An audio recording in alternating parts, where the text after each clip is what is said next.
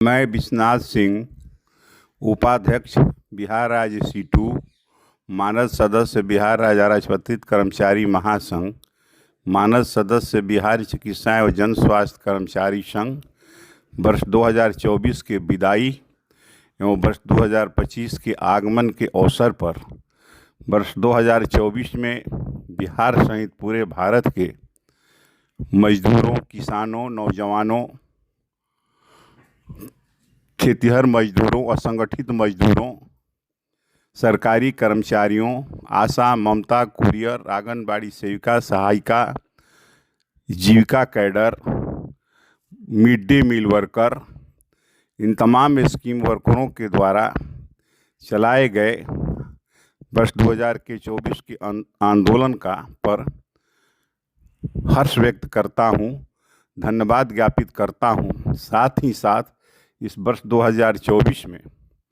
जो बेरोजगार नौजवानों के द्वारा, पैरा मेडिकल और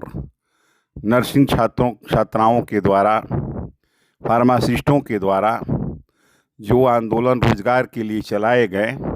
और अभी बीपीएससी के छात्रों के द्वारा जो परीक्षा में व्याप्त भ्रष्टाचार और कुरीति के खिलाफ जो आंदोलन चलाया जा रहा है, जो सरकार के द्वारा दमन किया जा रहा है, उस दमन का विरोध करते हुए बीपीएससी के छात्रों के आंदोलन का मैं समर्थन करता हूं। वर्ष 2024 में खास करके बिहार में जिस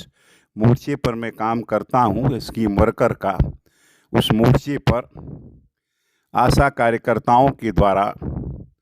फरवरी महीने के 20 तारीख को बिहार राज्य आशा फैसिलिटेटर संघ के द्वारा एक प्रदर्शन, राज्य स्तरीय प्रदर्शन किया गया। पुनः 28 नवंबर को बिहार चिकित्सा जन स्वास्थ्य कर्मचारी संघ के साथ और 7 फरवरी को पूरे बिहार के 22 जिलों में और 7 दिसंबर को बिहार के 22 जिलों में और 21 दिसंबर को बिहार के 250 प्रखंडों में आशा कार्यकर्ताओं के द्वारा प्रदर्शन किया गया। जो समझौता बिहार सरकार के द्वारा किया गया है, 1000 के बजाय 2500 रुपया यानी 1500 रुपया महीना बढ़ा करके उसको पारितोषिक राशि के बजाय मानदेय देने का समझौता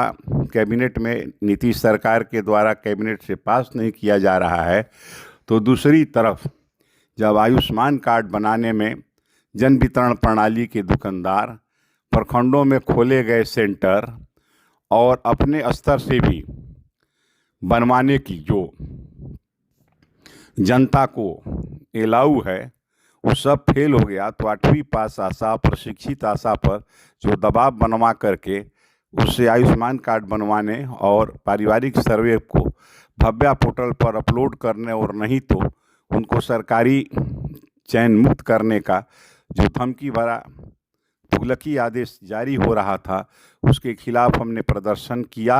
और सरकार के रुख को लचीला करने में हमें सफलता प्राप्त हुई। अभी जो बाकी हमारे 22 जिले के बाद 16 जिला रह गए हैं, उनमें भी अभी हमारे मधुबनी और सिवान में प्रदर्शन हुआ है,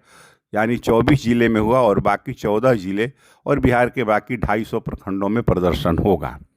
इसी तरीके से जब महादलित परिवार की, हमारी रविदास परिवार की महिलाएं ममता, जिनका प्रोत्साहन राशि 10-12 महीने से बकाया पड़ा हुआ था वर्ष 2024 का, 2023 का, उसके लिए हम लोगों ने प्रत्येक जिला में प्रदर्शन किया और बिहार के करीब 26-27 जिलों में विशाल प्रदर्शन के बाद 31 करोड़ रुपये की राशि उनके प्रोत्साहन राशि के लिए निर्गत हुई है और वह जिला में गया है, प्रखंडों में बंटा है, लेकिन हमको नहीं लगता है कि उससे उनकी पूरी राशि का भुगतान हो पाएगा। हमारे वैक्सीन कुरियर के साथियों का जो संघर्ष और 42 दिन के हड़ताल के बाद 90 रुपया प्रति बक्सा को 110 रुपया और 100 रुपया ग्रीन चैनल का 110 रुपया संबंधी जो आदेश था और जिला में लागू नहीं किया जा रहा था, उसको हमारे कुरियर के राज्य मंत्री वकील राय के द्वारा पत्राचार किया गया, जिसके कारण लागू अब हुआ, पुनः पत्र निकला है। ये हमारे संघर्षों का वर्ष रहा। उसी तरीके से बिहार में आंगनबाड़ी सेविका सहायिकाओं ने, मिड डे मील वर्कर ने और जीविका दीदियों ने भी बिहार में 2024 में जो निर्णायक आंदोलन किया है, उस आंदोलन के लिए हम बधाई देते हैं। वर्ष 2025 का नया साल आने वाला है। इस नए साल पर हम बिहार के तमाम स्कीम वर्कर, तमाम सरकारी कर्मचारी और तमाम खेतिहर मजदूर किसानों की क्रांति आंदोलन का अभिनंदन करते हैं। और हमारी योजना है कि हम वर्ष 2025 में, आगे आने वाले साल में, हम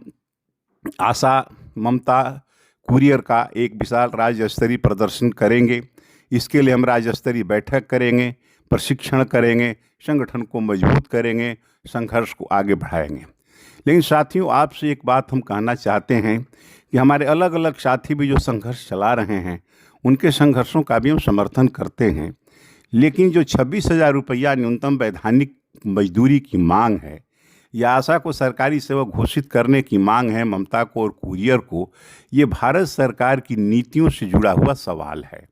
इसको कांग्रेस और भारतीय जनता पार्टी ने मिल करके इस नीति को तय किया है और इस नीति को बदलवाने के लिए हमको भारतवर्ष में एक नई राजनीतिक परिस्थिति पैदा करना होगा। और ये होगा, ये हम नहीं कहते हैं कि नहीं होगा, लेकिन ये थोड़ा कठिन सवाल है। केवल इसी एक नारे पर संघर्ष करने से काम नहीं चलेगा, क्योंकि जो हमारी प्रोत्साहन राशि है, जो भारत सरकार देती है, उस प्रोत्साहन राशि को बढ़वाना, और राज्य सरकार में हम राज्य सरकार का काम करते हैं, तो राज्य सरकार से हमको उसके बदले में मानदेय प्राप्त करने का हमको पूरा हक है, और वह हम लड़ाई चला करके उसको हम तुरंत प्राप्त कर सकते हैं। और 26,000 रुपया की जो राशि है, वह प्राप्त करने में हमें समय लगेगा और उसकी भी लड़ाई हमको चलानी है। साथियों, कोई भी परिवर्तन रोड के ही लड़ाई से होता है। संसदीय व्यवस्था से कभी भी कोई बहुत बड़ा परिवर्तन नहीं हुआ है। विधानसभा पार्लियामेंट से कोई मूलगामी सुधार नहीं हुआ है। कानून वहीं से बनते हैं, लेकिन कानून तभी बनता है जब बहुत बड़ा आंदोलन होता है। और ये मैं नहीं कह रहा हूँ, मैं भोजपुर में बहुत दिन नौकरी किया, और जिस समय मैं नौकरी कर रहा था, उस समय जो है वहाँ पर माले, जो उस समय अंडरग्राउंड था और बाद में आईपीएफ के रूप में आया, उस समय कॉमरेड विनोद मिश्रा वहाँ काम करते थे। और विनोद मिश्रा का ये कथन है कि कोई भी बड़ा परिवर्तन रोड पर ही संघर्ष से होता है, वह संसदीय व्यवस्था से नहीं होता है। इसलिए यदि हम यह बात दिमाग में केवल बैठा लें कि हम संसदीय व्यवस्था से ही, हम केवल शिष्टमंडल से ही, हम केवल विधानसभा में सवाल उठा करके ही, हम केवल पत्राचार करके ही ये 1500 का जो समझौता है वो लागू करा लेंगे, तो यह मेरे अनुसार हम किसी की शिकायत नहीं कर रहे हैं, भ्रम होगा। बल्कि इसके लिए हमको एकजुट होकर के व्यापक आंदोलन करना होगा। ये समझौता भी हड़ताल के बल पर हुआ है और ये लागू भी हड़ताल और घेराव जैसे ही कार्रवाई के बल पर होगा। एक छोटा प्रदर्शन कर देना, एक नारा दे करके अलग से ये कर देना, इससे हमारी लड़ाई कमज़ोर होगी। इस 25 में हमारी योजना है कि हम जो आशा कार्यकर्ता हैं, ममता हैं, कुरियर हैं, इनका राज्य स्तरीय प्रदर्शन करके जो हमारे प्रोत्साहन राशि की बढ़ोतरी जैसे सवाल हैं, जो हमारे बकाये राशि हैं, या जो 16,000 रुपया हमारा सबके खाता में गया है और जहाँ जहाँ नहीं जिन आशा का जा पाया है बिहार के कुछ प्रखंडों में, उसको हम भिजवाने का काम करेंगे। साथ ही साथ हम उन ANMR के भी आंदोलन का समर्थन करते हैं, जिसकी लड़ाई में हमने स्पष्ट रूप से भाग लिया था, और जिन लोगों ने समान काम का समान वेतन और FRS की लड़ाई पर लड़ी थी। सरकार ने, माननीय स्वास्थ्य मंत्री मंगल पांडे जी के आवाज़ पर बात हुई थी, लेकिन वो आदेश निर्गत नहीं हुआ है। हम बताना चाहते हैं बिहार की जनता को कि 5,000 की आबादी पर एक स्वास्थ्य उपकेंद्र, यानी 13 करोड़ की आबादी पर बिहार में 26,000 स्वास्थ्य उपकेंद्र होने चाहिए। उसमें उपकेंद्रों की संख्या मात्र 11,000 है, और उस 11,000 में 5,304 स्वास्थ्य उपकेंद्र पर पानी पीने की भी व्यवस्था नहीं है। उसमें 4,536 स्वास्थ्य उपकेंद्र पर टॉयलेट भी नहीं है। जो ये स्थिति है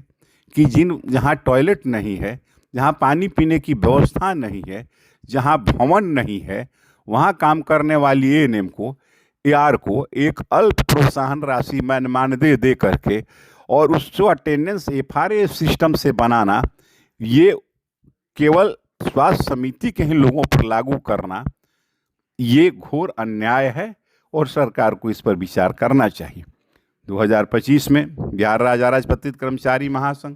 और बिहार चिकित्सा जन स्वास्थ्य कर्मचारी संघ के बैनर के तले एक संघर्ष हम लोग विकसित करेंगे, जिसमें सभी को पुराना पेंशन, ठेका, संविदा, मानदेय, स्कीम वर्कर्स, ये सब की सेवा नियमित हो, इसकी लड़ाई लड़ेंगे। और 2025 में एक बहुत बड़ा आंदोलन, भूख हड़ताल चला सिंचाई विभाग में काम करने वाले मौसमी कर्मचारियों का, जो मौसमी कर्मचारियों का डिहरी में, और जो हमारे मंत्री हैं जल संसाधन मंत्री, उन्होंने आश्वासन दिया था कि किसी की छंटनी नहीं की जाएगी, लेकिन आज उस ठेकेदारों को सौंप करके और जो वर्षों से अपनी जवानी को गला करके वहाँ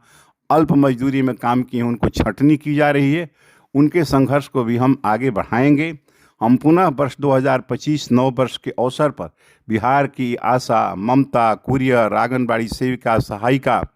मिड डे मील वर्कर, जीविका कैडर, बिहार के सरकारी कर्मचारी, अराजपत्रित कर्मी, संविदा पर काम करने वाले कर्मी, आउटसोर्सिंग के कर्मी, ठेका संविदा के कर्मी, मौसमी कर्मी, तमाम लोगों का आह्वान करते हैं कि आगे आने वाले वर्ष 2025 का साल बिहार के लिए एक महत्वपूर्ण साल है। 2025 में चुनाव भी होने वाला है, इसलिए हम ऐसी एक व्यापक एकता तैयार करें कि जिस व्यापक एकता से या तो हमारी मांग मिले या हम नई सरकार की गठन करने की दिशा में आगे बढ़ें। जहाँ तक रोजगार का सवाल है, जो हमारे स्वास्थ्य विभाग में, खास करके मैं इस विभाग में काम किया, इस विभाग में फार्मासिस्ट जैसे उसका विज्ञापन निकलने जा रहा है वर्ष 2006 के बाद, अभी तक उनका कोई विज्ञापन नहीं निकला, कोई नियुक्ति नहीं हुई। ये 24 चल रहा है। इतने साल के बाद लिखित परीक्षा की बात करना, जो 18-20 साल तक लगातार संविदा पर काम कर लिया है, उससे लिखित परीक्षा की बात करना, और वो भी प्रतियोगिता परीक्षा, उसके ट्रेड से संबंधित नहीं, बल्कि ऐसे होता है जैसे अभी सीएचओ का हुआ, उसमें 70% रीजनिंग और मैथ के सवाल पूछे जा रहे हैं। ये क्या है? तो बिहार में कोई भी एग्ज़ाम निष्पक्ष नहीं हो रहा है, सारे पेपर आउट हो रहे हैं, नौकरियां बेची जा रही हैं। इसलिए चिकित्सा संघ का जो डिमांड है कि सभी को